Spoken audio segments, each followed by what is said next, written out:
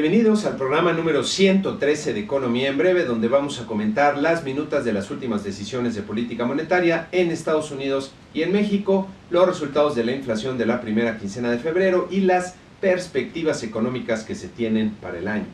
Ahora que los mercados financieros globales daban por hecho que ya se detendrían los incrementos en las tasas de la Reserva Federal, luego de que dijeran que serían pacientes en sus acciones, las minutas revelan que están más bien a la expectativa de la nueva información, pero lejos de confirmar todavía el fin del ciclo de alza en las tasas de interés. En las minutas se observan diversas dudas y se señala el deseo de dar a conocer un plan para acabar con su programa de reducción de la hoja de balance, pero dejan la puerta abierta para nuevos incrementos en la tasa de referencia. Digamos que la Reserva Federal está haciendo una pausa para observar las señales de la economía, pero sobre el mismo camino que han venido anunciando. Pasando a las minutas de Banco de México, en ellas se observa nuevamente una discusión intensa en la que se pueden encontrar opiniones fácilmente asociables a los nuevos subgobernadores. En lo que todos coinciden es que el balance de riesgos para el crecimiento se deterioró y que la inflación subyacente continúa presentando resistencia a la baja. Para la mayoría, el balance de riesgos para la inflación respecto a la trayectoria esperada mantiene un sesgo de alza en un entorno de marcada incertidumbre. Entre los riesgos al alza de la inflación destacan la posibilidad de presiones nuevas en el tipo de cambio, también de choques inesperados, incrementos en los precios de los energéticos o de productos agropecuarios, el escalamiento de medidas proteccionistas en el entorno global, un deterioro en las finanzas públicas de México o que luego de los incrementos otorgados a los salarios mínimos se propicien revisiones salariales que rebasen las ganancias en productividad y generen presiones en los costos. Respecto a los riesgos de mediano y largo plazo sobre las condiciones macroeconómicas del país, la mayoría mencionó la fragilidad financiera y el futuro de Pemex, con el riesgo adicional de un deterioro en su calificación crediticia. Uno de los miembros subrayó que la estrategia de negocios que adoptará Pemex jugará un papel clave en la determinación de las perspectivas de corto y mediano plazo para la economía. Recordando que la Junta se realizó antes de conocer el apoyo financiero del gobierno a Pemex, la mayoría de los miembros apuntaba que un apoyo financiero podría mitigar riesgos siempre y cuando las medidas sean compatibles con el cumplimiento de las metas fiscales ya establecidas. Algunos miembros destacaron el riesgo de las metas fiscales que no se cumplan si el crecimiento de la economía es menor al previsto y esto afecta la recaudación. Uno de los miembros apuntó que preocupan las políticas que afectan la formación de precios, como los aumentos a los salarios mínimos y los precios de garantía. Cabe notar que la mayoría de los analistas han comenzado a pronosticar descensos en la tasa de interés de referencia monetaria incluso este mismo año. De las minutas se desprende, en mi opinión, en cambio, que la política monetaria sigue sesgada hacia nuevos incrementos en la tasa de interés de referencia, lo que dependerá de la marcha de la inflación, especialmente de la subyacente. Para que Banco de México comience a reducir su tasa de interés, primero tendría que observarse una reducción más clara y consistente en la inflación subyacente y un cambio en el sesgo que refieren para la inflación. Hablando de la inflación, en la primera quincena de febrero se registró un resultado inusual y sorprendentemente favorable, con una baja de 0.10% en los precios al consumidor, que contrasta con lo observado en años anteriores. En la quincena se observaron bajas considerables en diversos productos agropecuarios como jitomate, chile verde y chile serrano y tomate verde, produciéndose una baja de 6.18% en los renglones de frutas y verduras.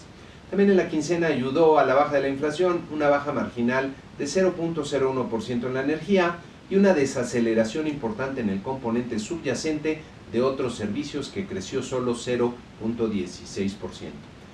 En contraste, el renglón de educación aceleró respecto a años anteriores, lo que llama la atención. Otros productos aumentaron de forma importante también y fueron productos como cebolla, huevo y azúcar. Con estos resultados, la inflación general anual regresó a niveles por debajo del 4%, de hecho a 3.89%, mientras que la inflación subyacente anual registró 3.51%. Así, aunque el resultado de esta quincena fue favorable, veo que estuvo contaminado por varios efectos inusuales que muy probablemente serán de corta duración. Ya veremos al cierre del mes, cuando comiencen a pegar los incrementos en los precios de las gasolinas que ya se están observando, hasta dónde regresa la inflación anual. Hablemos ahora de las perspectivas económicas, que no lucen muy favorables, como pueden ver en este cuadro de las principales variables de nuestra economía. Se anticipa una desaceleración importante en el crecimiento económico para este año y el que sigue, a niveles de 1.4 y 1.3% respectivamente, que se explica principalmente por una fuerte contracción de la inversión de la economía, menos 3.1% este año, como consecuencia del notable repunte en la incertidumbre provocado por un entorno global complejo y por varias decisiones desafortunadas de política internamente. El menor dinamismo económico se reflejaría en un ritmo más débil en la creación de empleos, lo que a su vez repercutiría en el consumo, que se espera se desacelere de forma más o menos importante. La inflación irá regresando a niveles más cercanos a la meta, pero a un ritmo lento, en parte debido a que nuestro tipo de cambio estará reaccionando a este entorno más adverso con mayores niveles a los que se observan actualmente, posiblemente por arriba de los 21 pesos al cierre del año. En este entorno parece probable que todavía se requiera un incremento más en la tasa de referencia de Banco de México para asegurar el descenso futuro de la inflación, y ya para el 2020 podría comenzar a reducir sus tasas de interés. Desde luego, el escenario aquí descrito está sujeto a una elevada incertidumbre y con un balance de riesgos inclinado desafortunadamente a la baja para la actividad económica. Entre los factores internos que podrían generar un escenario más adverso destacan que, al relajar la disciplina fiscal, adoptar políticas que interfieran con el sistema de precios de la economía, establecer un curso de acción para Pemex y el sector energético que lleve a la pérdida del grado de inversión, o eventos que sigan minando el Estado de Derecho del país y choques inesperados en la inflación que requieran más acciones de política monetaria. Por otro lado, entre los factores internos que podrían cambiar el curso de la economía hacia mejores resultados destacan redirigir a Pemex y el sector energético hacia la productividad y rentabilidad, con planes de negocios convincentes que generen confianza, detonen la inversión privada y disuelvan el riesgo de la pérdida de grado de inversión, tomar acciones que fortalezcan el Estado de Derecho y pronunciarse en el gobierno y en el Congreso por abandonar definitivamente las iniciativas que atentan contra el sistema de precios de la economía. Pasando a otro tema, los mercados financieros continuaron mostrando un desempeño favorable en la semana. El promedio de los 10 mercados accionarios que monitoreamos de forma continua registró una ganancia de 0.95%. La Bolsa Mexicana de Valores también tuvo una muy buena semana al repuntar 1.74% para terminar en 43.739 puntos. El tipo de cambio mostró vaivenes acotados, terminando con una apreciación de 0.47% en 19.16 pesos por dólar. En el entorno global, la delegación china que visita Estados Unidos, encabezada por el viceprimer ministro Liu He, decidió permanecer unos días más en Washington para seguir las negociaciones comerciales y evitar las nuevas tarifas con las que ha amenazado Trump. Se comentó que se había alcanzado un acuerdo sobre disposiciones monetarias que no se aclararon, por cierto. Anteriormente había trascendido que Estados Unidos pedía al gobierno de China que mantuviera estable el valor del yuan. Lo que llama la atención a los proteccionistas del gobierno de Trump, les interesa que el yuan no se debilite, que no se deprecie, ya que esto restaría competitividad a las exportaciones estadounidenses. Pero para mantener su moneda estable, el gobierno chino tendría que utilizar sus reservas internacionales y vender bonos del Tesoro de Estados Unidos, lo que aumentaría las tasas de interés de estos instrumentos, encareciendo el financiamiento para los estadounidenses.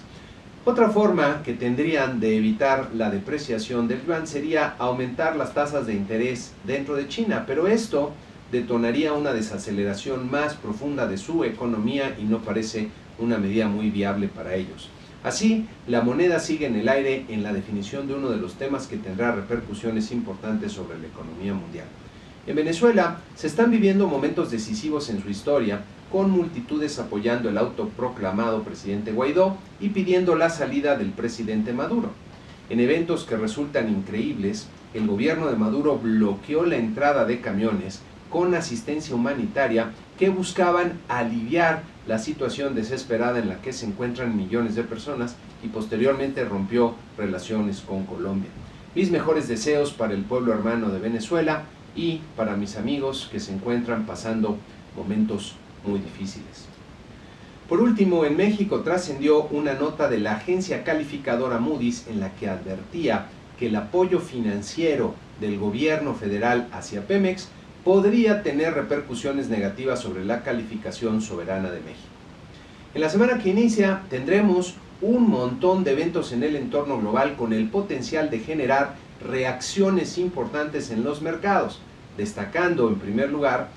anuncios en la negociación comercial entre China y Estados Unidos. Habrá nuevas votaciones en el Parlamento británico en temas que pueden ser decisivos para el Brexit, el encuentro de Trump con el líder de Corea del Norte, Kim Jong-un, y la comparecencia del presidente de la Reserva Federal ante el Congreso de su país. En México tendremos un montón de información que nos permitirá tener una buena lectura de cómo comienza el año nuestra economía. Para empezar, tendremos los datos desagregados del PIB del cuarto trimestre y cierre del 2018, así como el indicador global de la actividad económica y las ventas minoristas, ambos del mes de diciembre. Del mes de enero tendremos la balanza comercial, tasa de desocupación, actividad financiera, remesas familiares y finanzas públicas, así como los resultados de la encuesta de expectativas de Banco de México en el mes de febrero. Para Estados Unidos tendremos un par de indicadores, el PIB del cuarto trimestre del año y el reporte del ingreso y gasto personal, pero desde luego la atención estará concentrada en lo que ocurra con las negociaciones comerciales entre China y Estados Unidos. Y con esto concluimos este programa número 113 de Economía en Breve, con la invitación usual a que se suscriban al canal si les parece de utilidad estos videos, por lo mismo si les gustó que le den like y que los compartan entre aquellos a los cuales también consideran que les pueden ser de utilidad. Muchas gracias y muy buena semana.